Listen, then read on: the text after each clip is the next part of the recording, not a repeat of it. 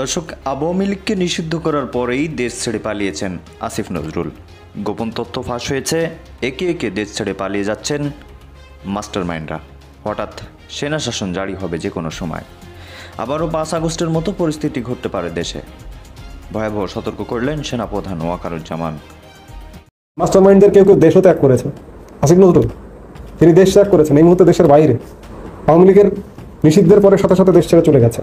সেনাবাহিনীর সহায়তায় আরেকটি 5 আগস্টের মুখোমুখি দেশ। উপদেষ্টাদের কেউ কেউ এখন এই সিচুয়েশন বুঝতে পেরে তারা দূতাবাসগুলোর দিকে দৌড়াচ্ছেন। ইউরোপ আমেরিকার দূতাবাসগুলো মাল্টিপল ভিসা কালেকশন করা যায় কিনা, 5 বছরের মাল্টিপল ভিসা নিয়ে যে কোনো সময় বিপদে পড়লে উড়াল দেওয়া যাবে, নিজেকে বাঁচানো যাবে। ওয়াকারুজ্জামানের সেনাবাহিনীকে বেড়াকে ফিরিয়ে নিয়ে যাবে, নাকি ওয়াকারুজ্জামান সেনা শাসন জারি করবে?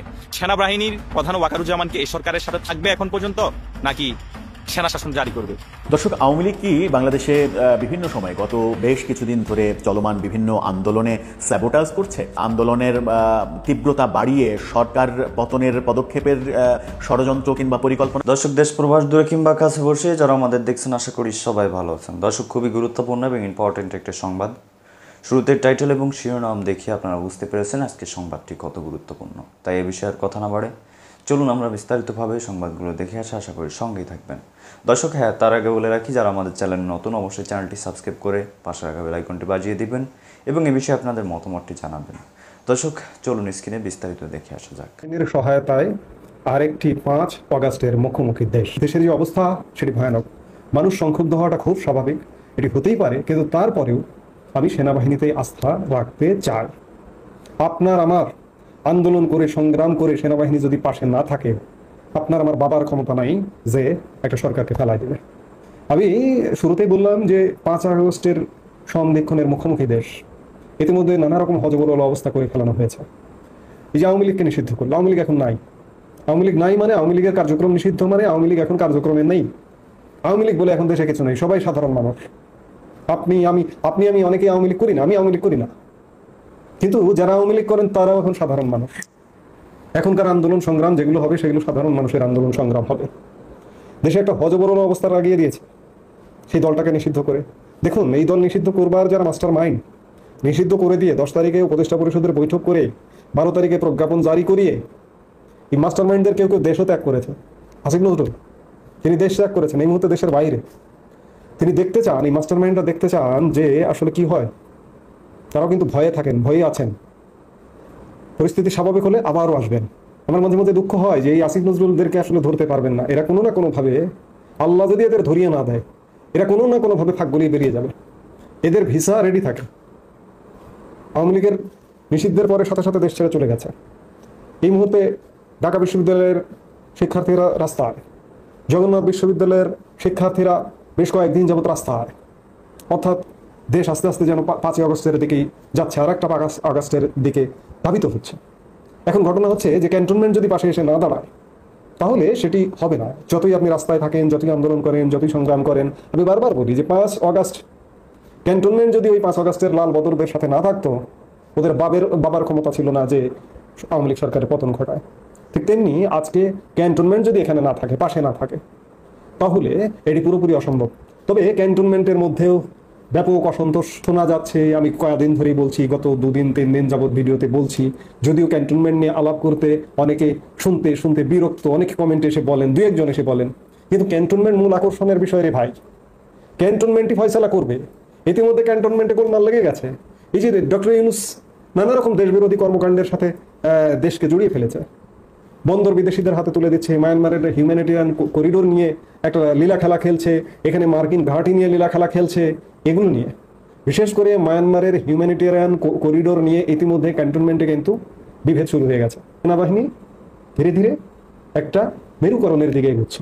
সেই মেরুকরণটা যদি মিলে যায় যে আমরা দেশের স্বাধীনতা, সার্বভৌমত্ব রক্ষায় আমাদের প্রতি যে দেশবাসীর যে আস্থা, যে বিশ্বাস, আমরা সেই বিশ্বাসটা বজায় রাখবো। আমরা সমানে গালি দিচ্ছি, সেনাপ্রধান জেনারেল ওয়াকারুজ্জামানকে গালি দিচ্ছি, সেনাবাহিনীতে নানা রকম ঘটনা ঘটছে। শুধু বাইরে না, ক্যান্টনমেন্টে নানা রকম ঘটনা ঘটেছে। গত 10 মাসে ক্যান্টনমেন্টে লেফটেন্যান্ট জেনারেল থেকে শুরু করে চৌকস লেফটেন্যান্ট জেনারেল থেকে শুরু করে বিভিন্ন পর্যায়ে শতাধিক কর্মকর্তাকে সরিয়ে দেওয়া হয়েছে। শতাধিক কর্মকর্তাকে বিভিন্ন গুরুত্বপূর্ণ পদ থেকে এক প্রকার নিষ্ক্রিয় করে রাখা হয়েছে, বিভিন্ন কর্মকাণ্ড করা হয়েছে, যার কারণে ক্যান্টনমেন্টও ফুসছে, ধীরে ধীরে ফুসে উঠছে। কিন্তু ফুসে ওঠার চূড়ান্ত বহিঃপ্রকাশ আমরা এখনো পর্যন্ত দেখতে পাচ্ছি না। এভাবে খুব বেশি দিন চলতে পারে না। ক্রমেই অন্ধকার হয়ে আসছে, এই অন্ধকারটা ক্রমেই আলোর পথে ধাবিত হবে এবং এই আলোটা আসতে হবে ক্যান্টনমেন্ট থেকে। আমি বললাম যে আমি আন্দোলন সংগ্রাম করে রাজপথে মরে যাবো, লাশের পর লাশ পড়বে, ক্যান্টনমেন্ট যদি পাশে এসে না দাঁড়ায় তাহলে এর কোনো ফলাফল আসবে না। যতই বলুন না কেন, গণ অভ্যুত্থান, লাল সন্ত্রাস, এটা সেটা, এগুলো কোনো পাত্তা পাবে না। ক্যান্টনমেন্ট পাশে থাকতে হবে। কিন্তু ক্যান্টনমেন্ট পাশে থাকবার সেই পরিবেশ পরিস্থিতি শুরু হয়ে গেছে। সেনাবাহিনীর সহায়তায় আরেকটি 5 আগস্টের মুখোমুখি দেশ, সত্যিই তাই, সেটাই হতে যাচ্ছে, হয়তো সেটাই হবে। এখন প্রশ্ন যে কে জিতবে আসলে? অনিষ্টকারীরা জিতবে নাকি যারা দেশের স্বাধীনতা সার্বভৌমত্ব অক্ষুণ্ণ রাখতে চায় তারা জিতবে? এটি দেখবার জন্য আমাদের শুধু অপেক্ষার প্রহর গুনতে হচ্ছে। আমরা গত 10 মাস যাবৎ অপেক্ষার প্রহর গুনছি, আবারও অপেক্ষা। এটি কবে ঘটে এই মুহূর্তে আসলে বলা কঠিন, আমাদের দেখতে হবে, অপেক্ষা করতে হবে।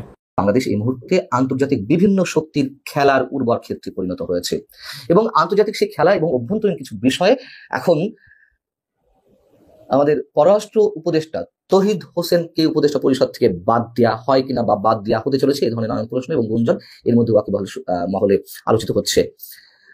তৌহিদ হোসেন সম্পর্কে এর আগেও আমি বলেছি যে উপদেষ্টা পরিষদে এই মুহূর্তে হাতে গোনা যে 3 থেকে 4 জন যথেষ্ট দক্ষ, যোগ্য, ক্যাপাবল ব্যক্তি রয়েছেন, তাদের মধ্যে তৌহিদ হোসেন একজন। তার সততা, তার যে পরিকর্মা, যে স্টাইল, সেটি নিয়ে কোনো প্রশ্ন নেই। এবং তিনি এমনই একজন পেশাদার কূটনীতিক যাকে কূটনীতিক পরিসরে অ্যাক্সিডেন্টাল ফরেন সেক্রেটারি হিসেবে অভিহিত করা হয়। অর্থাৎ তিনি যে কোনো কূটনৈতিক সংকট যে কোনো মুহূর্তে সামাল দিতে পারেন, অথচ তার কাজকর্ম নিয়ে প্রশ্ন তোলা হচ্ছে। কেন তোলা হচ্ছে? এবং একই সঙ্গে এটুকু জানিয়ে রাখি, পররাষ্ট্র সচিব মোহাম্মদ জসিমউদ্দিনকেও বাদ দেওয়া হতে যাচ্ছে, এটি মোটামুটি নিশ্চিত।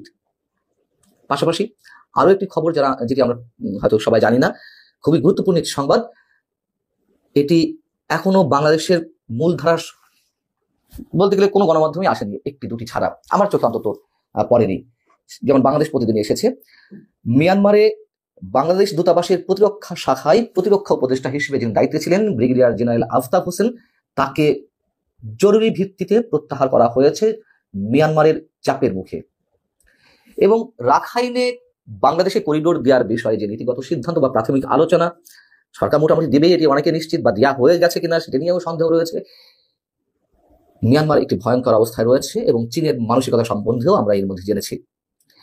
সেই ধরনের কোনো আপত্তির মুখে ব্রিগেডিয়ার জেনারেল আফতাব হোসেন বিষয়ে তারা আপত্তি তুলেছে কিনা আমরা জানি না। তবে এটি আমাদের প্রতিরক্ষা মন্ত্রণালয় থেকে একটি প্রজ্ঞাপন জারি করা হয়েছে, যেখানে স্পষ্ট করে বলা হচ্ছে, 13 মে এই প্রজ্ঞাপনটি জারি করা হয়।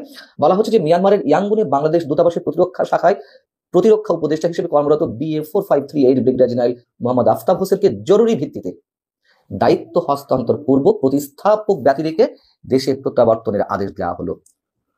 কি এমন ঘটেছে যে জরুরি ভিত্তিতে তাকে এইভাবে প্রত্যাহার করে নিতে হলো? আমরা নিশ্চয়ই অনেক কিছু মেলাতে পারি। এবং আমাদের পররাষ্ট্র উপদেষ্টা তৌহিদ হোসেন গত এপ্রিলের শেষের দিকে সাংবাদিকদের প্রশ্নের জবাবে তিনি করিডোর বিষয়ে যে মন্তব্য করলেন যে সরকার নীতিগতভাবে সিদ্ধান্ত নিয়েছে রাখাইনে করিডোর দেওয়া হবে কিছু শর্ত সাপেক্ষে, এই বক্তব্যটি সরকার ভালোভাবে নেয়নি। যেমন তার পরপরই প্রধান উপদেষ্টা প্রেস সচিব মিস্টার শফিকুল আলম বললেন যে না, এই ধরনের কোনো সিদ্ধান্ত নেওয়া হয়নি, কোনো আলোচনায় হয়নি। পররাষ্ট্র উপদেষ্টা যেখানে বলছেন সেখানে তার চেয়ে বেশি জানার কথা নয় প্রধান উপদেষ্টা প্রেস সচিবের। এমনকি রোহিঙ্গা বিষয়ক যিনি বিশেষ দূত ডক্টর খলিলুর রহমান, তিনিও পরবর্তীতে বললেন মাঝামাঝি পর্যায়ে থেকে যে না, পুরোপুরি অস্বীকার করতে পারলেন না। তিনি বলছেন যে আলোচনা হয়েছে, তবে কোনো সিদ্ধান্ত নেওয়া হয়নি, সবাইকে জানিয়ে এই সিদ্ধান্ত নেওয়া হবে। তবে আমরা যতদূর জানি যে সবাইকে জানিয়ে আর সিদ্ধান্ত নেওয়ার কোনো প্রয়োজন হয়তো সরকারের জন্য নেই।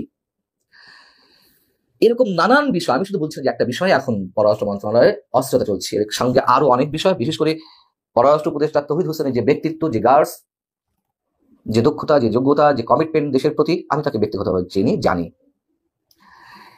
সেই জায়গায় তো তিনি অনেক বিতর্কিত কাজের বাধা হয়ে থাকবেন, খুব স্বাভাবিক কথা। এবং সবকিছু নিয়ে যে অস্থিরতা চলছে তাকে বাদ দেওয়া হতে পারে। এবং যেই বক্তব্য সরকারের পক্ষ থেকে দেওয়া হচ্ছে, কোনো কোনো গণমাধ্যমে যেগুলো দাবি করা হচ্ছে, সরকারের কোনো কোনো সূত্র থেকে যা বলা হচ্ছে তা হচ্ছে সরকার প্রধান হিসেবে ডক্টর মোহাম্মদ ইউনূসের কাজের যে বৈচিত্র্য এবং গতি, সেই গতি এবং বৈচিত্র্যের সঙ্গে নাকি তৌহিদ হোসেন সাহেব এবং মোহাম্মদ জসিমউদ্দিন সাহেব তারা তাল মেলাতে পারছেন না। আচ্ছা, তাল মেলাবেন কিভাবে যেখানে যার মন্ত্রণালয়ে যিনি দায়িত্বে রয়েছেন তার দপ্তরে একের পর এক বিশেষ বিশেষ জায়গায় বিশেষ বিশেষ ব্যক্তিকে নিয়োগ দেওয়া হয়, তার তো খুব ভালোভাবে নেওয়ার কথা নয় এগুলোকে। যেমন ধরুন লুৎফে সিদ্দিকী, ডক্টর মোহাম্মদ ইউনূস নিজের আন্তর্জাতিক বিষয় সংক্রান্ত বিশেষ দূত হিসেবে নিয়োগ দিলেন লুৎফে সিদ্দিকীকে, যিনি আন্তর্জাতিক সংস্থা CFA ইনস্টিটিউটের অন্যতম সাবেক ব্যবস্থাপনা পরিচালক। রোহিঙ্গা এবং অগ্রাধিকার প্রাপ্ত বিষয়াবলী সংক্রান্ত হাই রিপ্রেজেন্টেটিভ হিসেবে নিয়োগ দেওয়া হলো কাকে? ডক্টর খলিলুর রহমানকে, যাকে পরবর্তীতে জাতীয় নিরাপত্তা উপদেষ্টা হিসেবে নিয়োগ দেওয়া হলো। এবং এটি নিয়েও সেনাপ্রধানের সঙ্গে কোনো ধরনের মনোমালিন্যতা সৃষ্টি হয়েছে কিনা সে বিষয়ে অনেক প্রশ্ন তুলেছেন। এবং তিনি যখন রাশিয়া সফরে ছিলেন তখন তাকে নিয়োগ দেওয়া হয়। আবার বলি, সেনাপ্রধানের কাছে প্রশ্ন করে বা তার কাছ থেকে মতামত নিয়ে জাতীয় নিরাপত্তা উপদেষ্টা কাউকে হিসেবে কাউকে নিয়োগ দেওয়া হবে এমন কোনো কথা নেই। তবে সেনাবাহিনী তো একটি ভাইটাল রোল প্লে করছে দেশের গণতান্ত্রিক অবস্থা উত্তরণের জন্য, এবং সেনাপ্রধান নিজে এর মধ্যে ইনভলভড। অতএব তার সাথে তো অন্তত এই স্পর্শকাতর পদটি নিয়ে আলোচনা ছিল কিছু।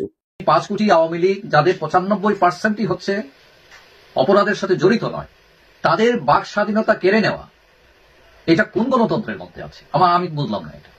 মানলাম আওয়ামী লীগ আমলে বিরোধী দলকে তারা দমন করছে, তারা তাদের স্বাধীনতা হরণ করে নিচ্ছে। এখন একই উপায়ে একই পথে তো আপনারাও হাঁটা শুরু করেছেন। তাহলে তারা যদি এইসব কাজের জন্য ফেসিস্ট হিসেবে ব্যবহৃত হয়, একই কাজের জন্য আপনারা কেন ফেসিস্ট হবেন না আমাকে দয়া করে বলেন নাকি? শেখ হাসিনাকে সোশ্যাল মিডিয়ায় বাজেয়াপ্ত করতে ভারতকে অনুরোধ করেছিলেন আমাদের ইউনূস সাহেব, কিন্তু মোদী সাহেব তিনি বলছেন যে কারো কথা বলার স্বাধীনতায় তিনি হস্তক্ষেপ করতে পারেন না। এখন ওইদিকে ব্যর্থ হয়ে হাসিনাকে থামানোর জন্য আপনি ব্যান করে দিচ্ছেন 5 কোটি আওয়ামী লীগারকে, যাদের 95% হচ্ছে নিরীহ আওয়ামী লীগার, যারা কোনো অপরাধের সাথে জড়িত নয়। তাদের অধিকার কেড়ে নেওয়া, তাদের কথা বলার অধিকার, এই রায় তো সংবিধান আপনাকে দেয়। এখন এই ভয়াবহ প্রজ্ঞাপনে প্রতিমান কি হচ্ছে? এরশাদ সাহেব সবাই জানেন যে স্বৈরাচার, এখন হাসিনাকেও আপনারা বলছেন স্বৈরাচার। তারা কেন স্বৈরাচার? তারা কণ্ঠরোধ করেছিলেন। এখন আপনারা যদি একই কায়দায় কণ্ঠরোধ করেন এবং একই অস্ত্র ব্যবহার করেন, তাহলে বোঝা যাচ্ছে আপনাদের দিন শেষ পর্যায়ে। সমস্যা হচ্ছে শেখ হাসিনা বলেন বা এরশাদ বলেন, তাদের পরিণতি থেকে আপনারা কোনো শিক্ষা নিচ্ছেন না। শোনা যাচ্ছে যে উপদেষ্টাদের কেউ কেউ এখন এই সিচুয়েশন বুঝতে পেরে তারা দূতাবাসগুলোর দিকে দৌড়াচ্ছেন, ইউরোপ আমেরিকার দূতাবাসগুলো। মাল্টিপল ভিসা কালেকশন করা যায় কিনা? 5 বছরের মাল্টিপল ভিসা নিয়ে যে কোনো সময় বিপদে পড়লে উড়াল দেওয়া যাবে, নিজেকে বাঁচানো যাবে। তো দর্শক, দেখলেন খুব গুরুত্বপূর্ণ প্রতিবেদন। এতক্ষণ আমাদের সাথে থাকার জন্য সবাইকে ধন্যবাদ জানাচ্ছি। পাশাপাশি ধন্যবাদ জানাই আজকের আমাদের আলোচকবৃন্দদের। দর্শক, এতক্ষণ আমাদের সাথে থাকার জন্য আপনাকেও দ্বিগুণ ধন্যবাদ জানাই যে এতক্ষণ আমাদের সাথে ছিলেন। দর্শক, এখন এ বিষয়ে আপনার মতামতকে অবশ্যই জানাবেন। আসলে সেনা শাসন কি বাংলাদেশে দরকার কি দরকার না একটু জানাবেন। তো ভালো থাকুন, সুস্থ থাকুন, দেখা হচ্ছে অন্য কোনো ভিডিওতে। তার আগে বলে রাখি, যারা এতক্ষণে সাবস্ক্রাইব করেননি অবশ্যই সাবস্ক্রাইব করে রাখবেন এবং ভিডিওটি বেশি বেশি শেয়ার করে দিবেন। ধন্যবাদ।